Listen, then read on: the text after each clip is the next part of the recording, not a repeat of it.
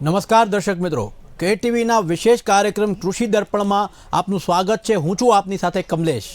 ખેડૂત મિત્રો, આજે આપણે કૃષિ દર્પણ કાર્યક્રમમાં ચર્ચા કરીશું ઓર્ગેનિક ખાતરના મહત્વ વિશે।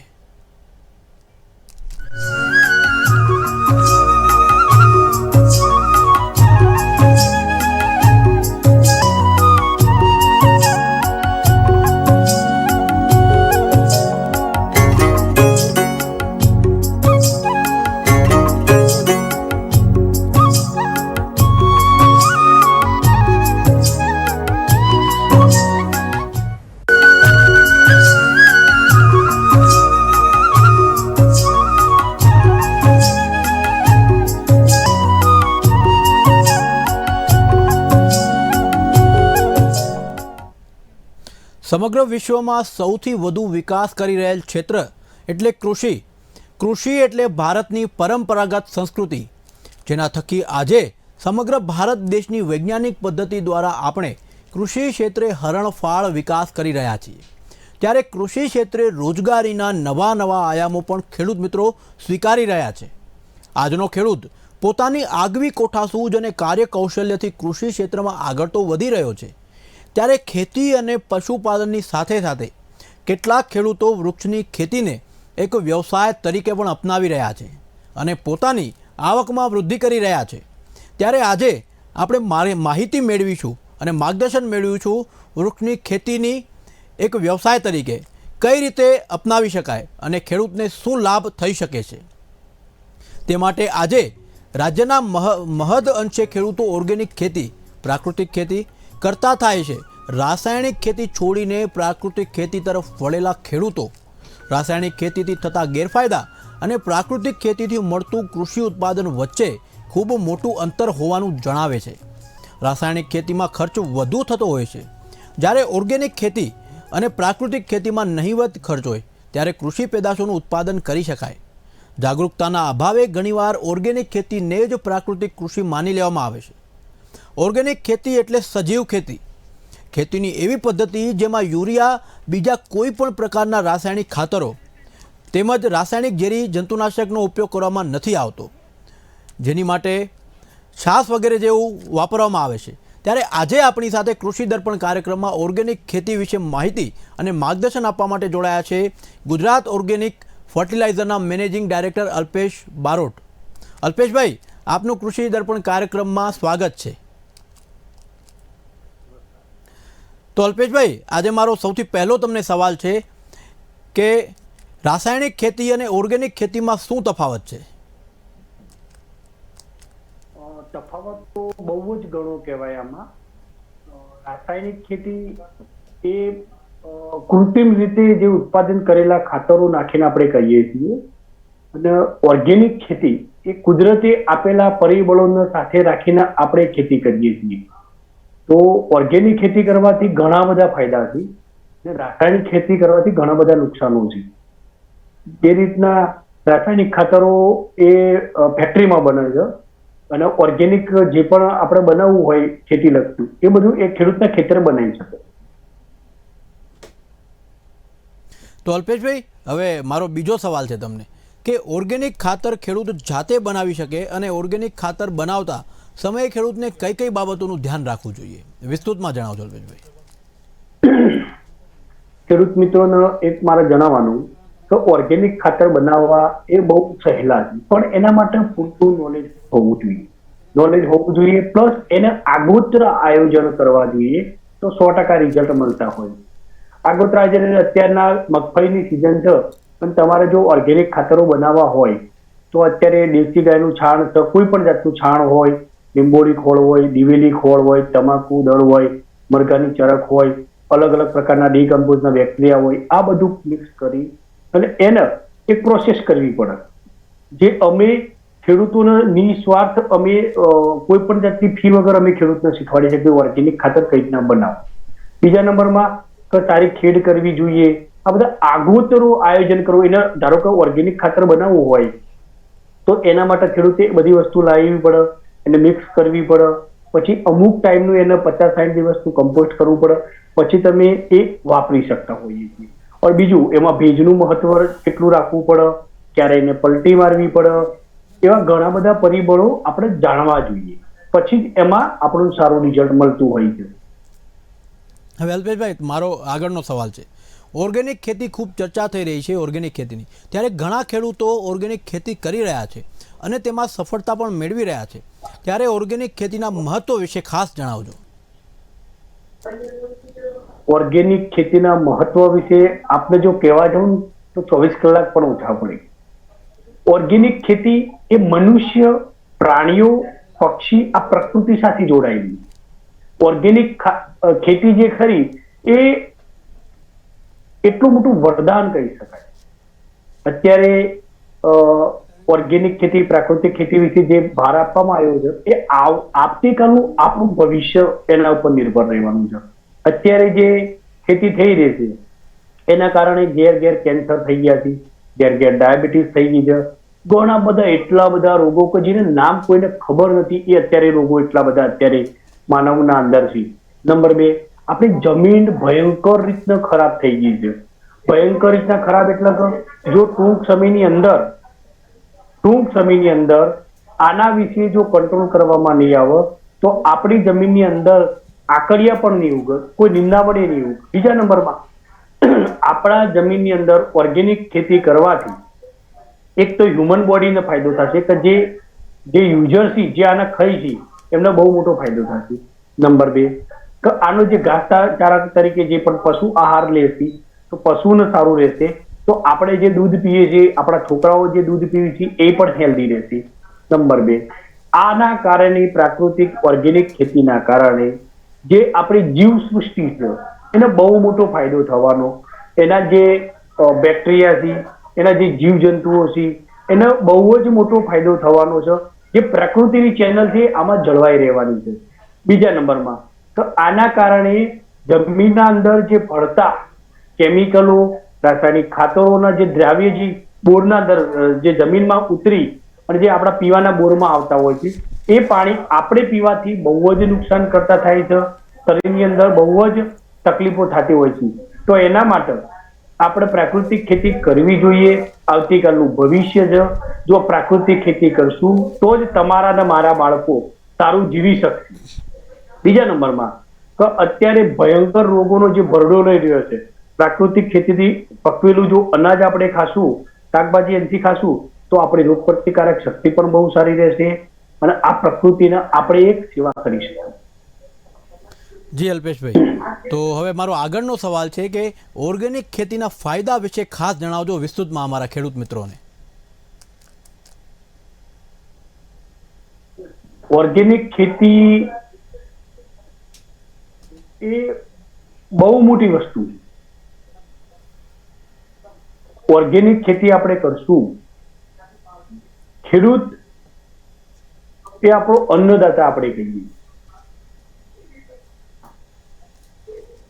ઓર્ગેનિક ખેતી કરવાથી જમીનની અંદર જે પોષક તત્વો છે, જમીનના જે બેક્ટેરિયા છે એ જળવાઈ રહેશે. એના કારણે જે બેક્ટેરિયાનું ધીમે ધીમે જે રીતના આપણા બોડીની અંદર રોગ પ્રતિકારક શક્તિ હોય છે એ જ રીતના જમીનના પણ બેક્ટેરિયા હોય છે. એ બેક્ટેરિયા હોય તો જ તમને સારું ઉત્પાદન મળશે.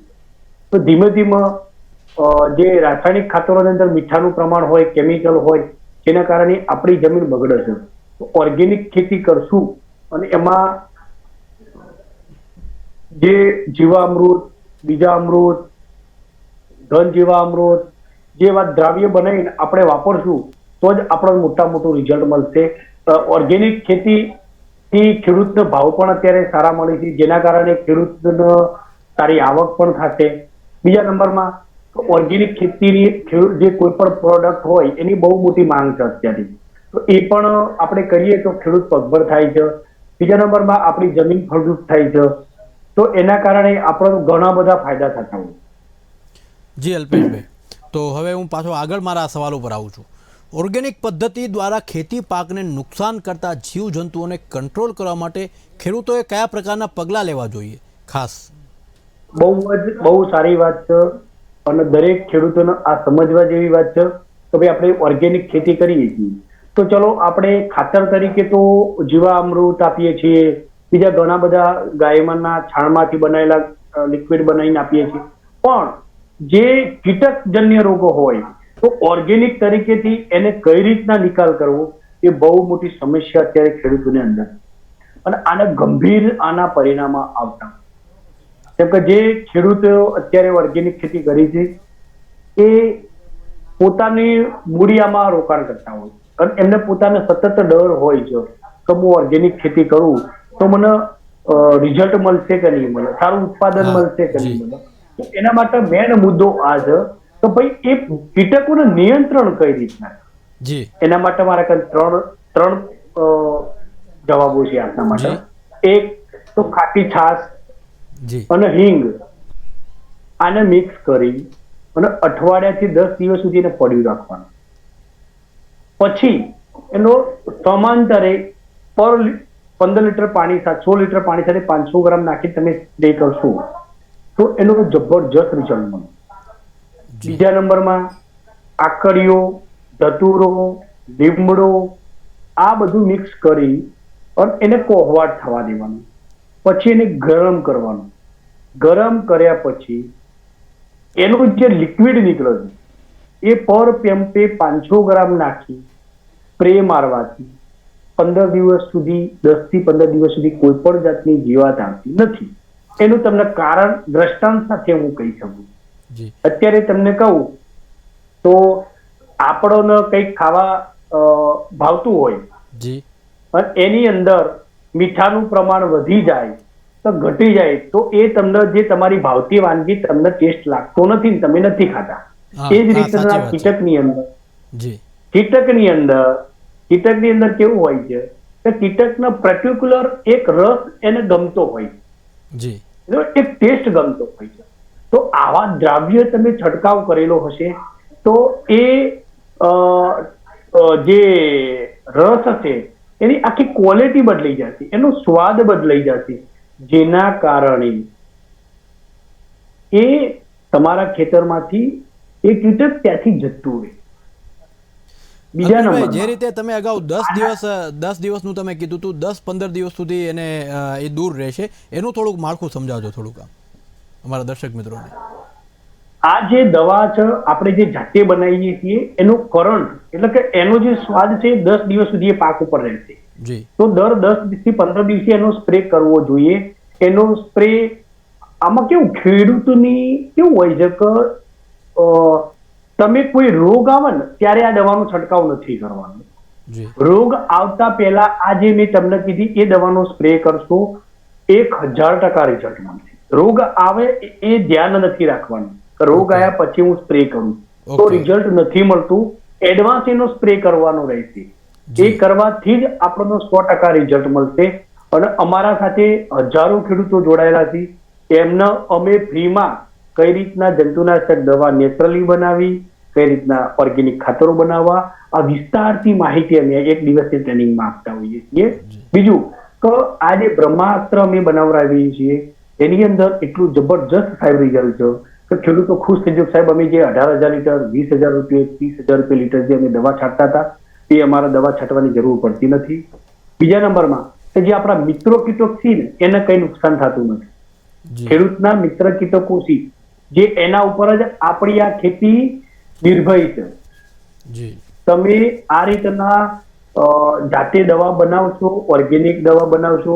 બીજું તો અત્યારે અમારો અનુભવ કે તમારા ખેતરની અંદર તમે મગફળી વાવી છે તો મગફળીના અંદર કોઈ પણ જાતની ઈયળ પડી છે કે કોઈ ચૂસ્યા પ્રકારની જીવાત પડી છે તો મગફળીની અંદર એ જીવાત નથી થતી અને બાજુના મગફળીમાં એ જીવાત થતી હોય, બાજુ નિંદામણ ઉપર ના થતી હોય તો પછી એ જે વધારાનું નિંદામણ હોય એના પણ જો તમે કમ્પોસ્ટ કરી એ લિક્વિડના અંદર પાણીની અંદર નાખીને એને કમ્પોસ્ટ કરી અને એનો સ્પ્રે મારશો તો પણ તમને સારામાં સારું રિઝલ્ટ મળતું હોય છે.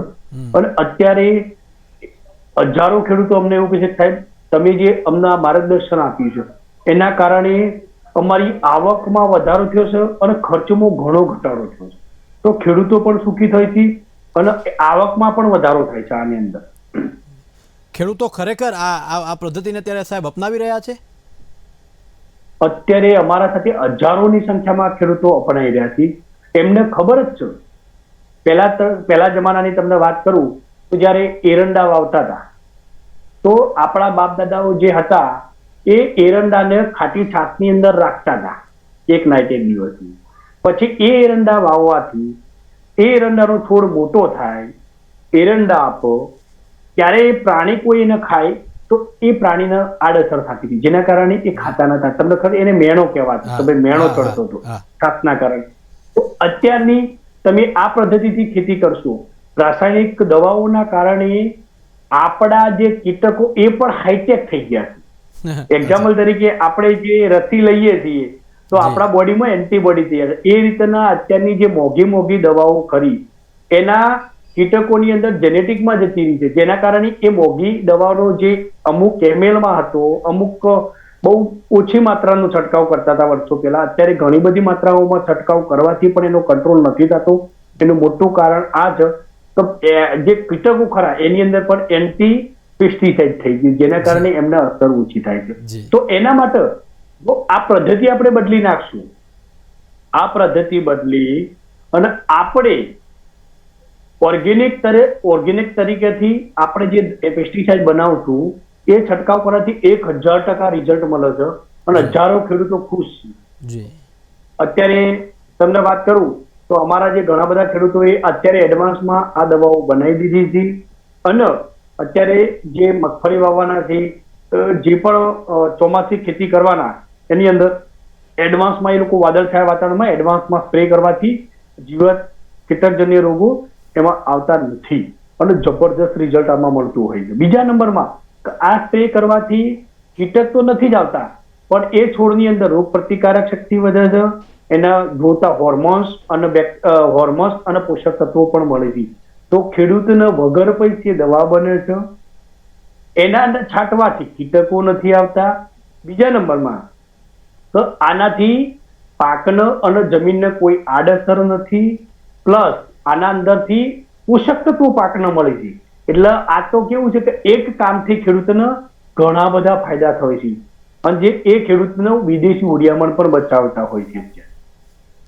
જી અલ્પેશભાઈ, આપે ખૂબ સારી માહિતી આપી છે. તો સાહેબ, હવે મારો આગળનો સવાલ છે કે ઓર્ગેનિક ખેતી પદ્ધતિમાં પિયત કઈ રીતે આપવું જોઈએ? બહુ જ અગત્યની વસ્તુ છે. કોઈ પણ ખેતી કરીએ આપણે તો પિયત બહુ જ અગત્યની વસ્તુ છે. તમે ઘણા બધા તમારા ગામની અંદર પણ સરકારી સંસ્થાઓ લખતી હોય છે સ્લોગન કે ભાઈ પાકને પાણીની જરૂર નથી, પાકને ભેજની જરૂર છે. આપણે એક્ઝામ્પલ તમને આપું તો આપણે રોજ સ્નાન કરીએ છીએ, નાહીએ છીએ, તો નાહવાથી આપણું શરીર ક્યારેય ફુગાતું નથી, પણ તમે પાણીમાં 2-3 કલાક બેસી રહેવાથી આપણા શરીરની અંદર ચામડી ફુગાય છે. એ જ રીતના પાકની અંદર પણ જો તમે બહુ જ પાણી ભરતા હોય ક્યારા પદ્ધતિથી તો એ પાકને નુકસાન કરતા છે. બીજા નંબરમાં તમે જે ખાતરો વાપરો છો એ ખાતરો પાણી સાથે ઓગળી અને જમીનના નીચે જતા રહે છે, જે ખેડૂતને ફાયદાકારક નથી. એ ખેડૂતે પાણી પાયું પ્લસ મૂળજન્ય રોગો, એ મૂળજન્ય દરેક પ્રકારના રોગો એમાં આવતા હોય છે. એના અંદર વધારે પાણી પાવાથી કોહવારો પણ આવી જતો હોય છે અને છોડનો વિકાસ ઓછો થઈ જતો હોય છે. બીજા નંબરમાં તો આપણા જે મોંઘા મૂળના જે ખાતરો વાપરીએ છીએ, રાસાયણિક ખાતરો વાપરતા હોય ઓર્ગેનિક, એ તો એનો બધો કસ જમીનના અંદર જાય છે. પ્લસ એ પાણી વધારે આપવાથી જમીનના અંદર એ પાણીના જે આપણા જમીનના અંદરથી આપણા બોર સુધી પાણી પહોંચતું હોય છે નદી દ્વારા, જમીનની નીચેના નદી દ્વારા, તો એ પણ નુકસાન કરતા છે. પાણી હંમેશા ફુવારાથી આપો, ટપકથી આપો અને એનો પણ એક ટાઈમ નક્કી કરો. અત્યારે આપણી ઘણી બધી યુનિવર્સિટીઓ આની વિશે ભલામણ કરે છે. ખેડૂતને જો સુખી થવું હોય તો પાણી કઈ રીતના પાવું એ સાચી પદ્ધતિ શીખવી પડશે, તો જ સારામાં સારું રિઝલ્ટ આવશે. હાજી હાજી. અત્યારે ઘણી બધી ટેકનોલોજી. હાજી સાહેબ, બોલો બોલો. અત્યારે આપણા કાન ટપક પદ્ધતિ છે, પછી એરગન છે, એવા ઘણા બધા સ્ત્રોતો છે કે પાણી આપવા માટે. ઓનલી ભેજ કરવાથી સારામાં સારું રિઝલ્ટ મળે. પાણીનો અત્યારે પાણી એ વિશ્વ સમસ્યા છે. સારું પાણી મળતું નથી. હા, સાચી વાત છે. અત્યારે જે પાણી મફતમાં મળતું હતું એ 20 રૂપિયા લીટર થઈ ગયું. હા. વિચાર કરો, આ રીતના જો આપણે પાણીનો વેડફાટ કરશું, અત્યારે એક ખેડૂત 1 વીઘાની અંદર ખેતી કરતો હોય તો એને 16 કલાક પાણી જાય, 2 દિવસ જાય. તો તમે એમાં ટપક કરશો તો એ પાણીની બચત થશે. જે 5 વીઘામાં એક દિવસમાં 5 વીઘા જેટલું પાણી પીશે ટપકની અંદર. બીજું, ભેજ સંગ્રહ શક્તિ સારી રહેશે, તમારી જમીનની અંદર તાકાત કાયમ રહેશે. તો એના માટે ડ્રેપ કરો, ફુવારા કરો અને સૂક્ષ્મ પદ્ધતિથી તમે પાણીનું આવરણ કરો તો એનાથી પાણી પણ બચશે, જમીન પણ હેલ્ધી રહેશે, ઉત્પાદન મળશે. જમીનજન્ય જો મૂળની અંદર રોગો નહીં થાય તો તમારે દવા છંટકાવ નહીં કરવી પડે. એ તમારો ફાયદો. પાણીનો ફાયદો કેટલો બધા ફાયદા છે. તો આ પાણી વિશે ખાસ બહુ મહત્વની વસ્તુ છે. જી સાહેબ, 100% તમે પાણીનું મહત્વ જણાવ્યું છે. ખાસ કરીને પાણી તો આજે દરેક વસ્તુમાં ઉપયોગી છે, ત્યારે ઓર્ગેનિક ખેતીમાં કઈ રીતે ઉપયોગી છે તે આપે ખાસ જણાવ્યું છે.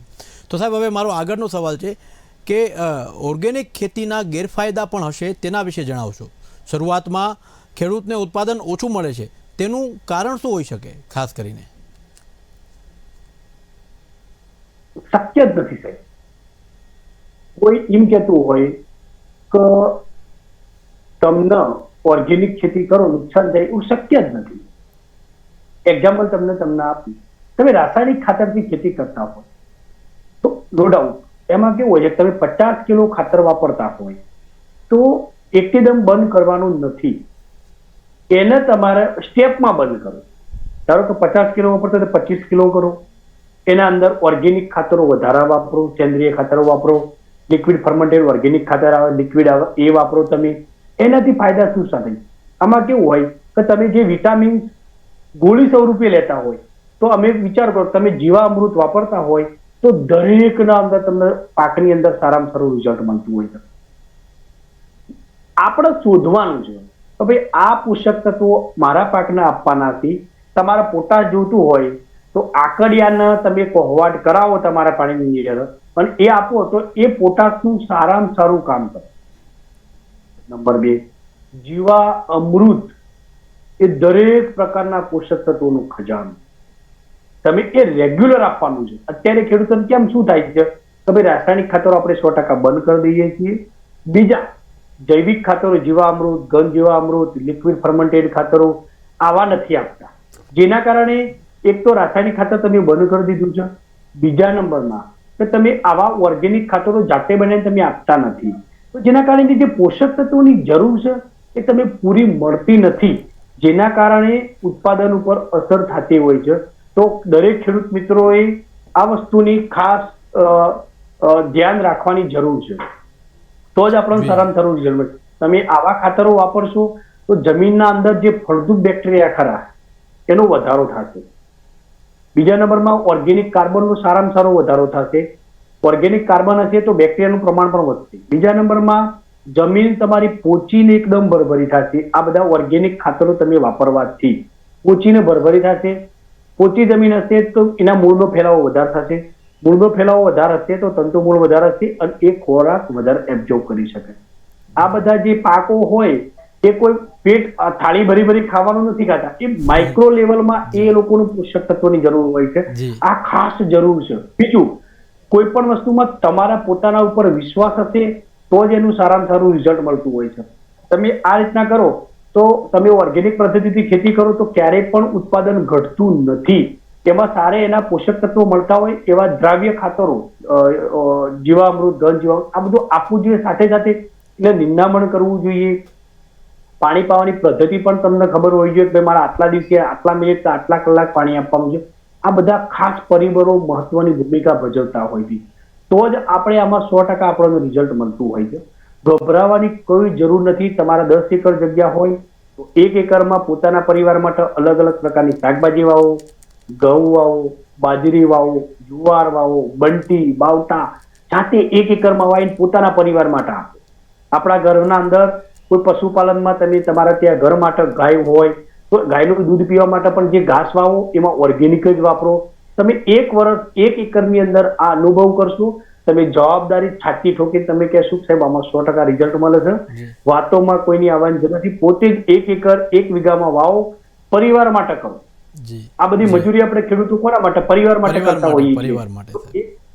ઓકે, તો આપણા ખેડૂતોને નમ્ર વિનંતી છે, પરિવાર માટે તમે જાતે 1 એકર 1 વીઘામાં શરૂઆત કરો, અને એમાં અમે પણ આપને કઈ મદદની જરૂર છે તો અમે પણ તમને મદદ કરશું અને પૂરેપૂરો સહકાર આપશું. બીજું, આપણો દેશ સાહેબ આ રીતના જો રાસાયણિક ખાતરો બંધ નહીં કરે તો એટલો બધો પછાત થઈ જશે, કેમ કે જમીનની અંદર કઈ ઉગવા લાયક રહેશે જ નહીં. અત્યારે આપણી જમીનની અંદર પીએચ લેવલ હાઈ થઈ ગયા છે, ક્ષારનું પ્રમાણ વધી ગયું છે, કોડક થઈ ગયું છે. જે જમીનની અંદર શેરડી ઉગતી હતી ત્યાં અત્યારે બાજરી પણ નથી ઉગતી, એટલે એ આપણા કમનસીબી કહેવાય. બીજું તો અત્યારે ખેડૂતોને કેવું છે તો અત્યારે ઉત્પાદન થાય છે અને પણ આવતીકાલનું ભવિષ્ય શું?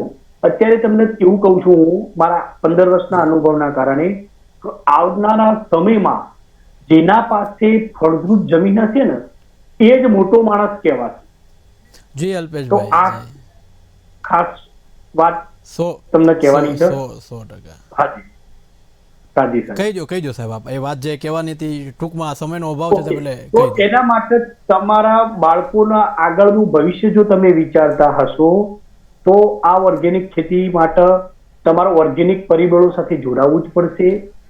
જી પ્લસ તમારા પોતાના એના ઉપર વિશ્વાસ કરવો પડશે. આધ્યાત્મિક ખેતી તરફ વળવું પડશે તમારે. જરૂર તમારા ત્યાં પોતાના ત્યાં તમે સિટીમાં રહેતા હોય તો 2 છોડ હોય.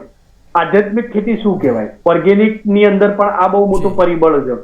તમે તમારા ઘેર કુંડામાં 2 છોડ હોય અને સવારે નીકળો ઘેરથી તો એક છોડમાં તમે ખુશ થઈને જોવાનું તો 1 મહિનાની અંદર એનો વિકાસ ડબલ થઈ. આ એક જીવ સૃષ્ટિની એક રચના છે. અલ્પેશભાઈ, હવે સમયનો અભાવ છે તો દર્શક મિત્રો, સમય થઈ ગયો છે વિદાય લેવાનો. અલ્પેશભાઈ, આપ કૃષિ દર્પણ કાર્યક્રમમાં ઉપસ્થિત રહ્યા તે બદલ આપનો ખૂબ ખૂબ આભાર. તો ખેડૂત મિત્રો, સમય થઈ ગયો છે છૂટા પડવાનો. કૃષિની અવનવી જ્ઞાનસભર ખેડૂતોને ઉપયોગી માહિતી લઈને ફરી મળીશું KTVના વિશેષ કાર્યક્રમ કૃષિ દર્પણમાં દર શનિવારે અને રવિવારે સાંજે 6:30 કલાકે. ત્યાં સુધી મને રજા આપશો. આપ જોતા રહો માત્ર KTV ન્યૂઝ ચેનલ. નમસ્કાર.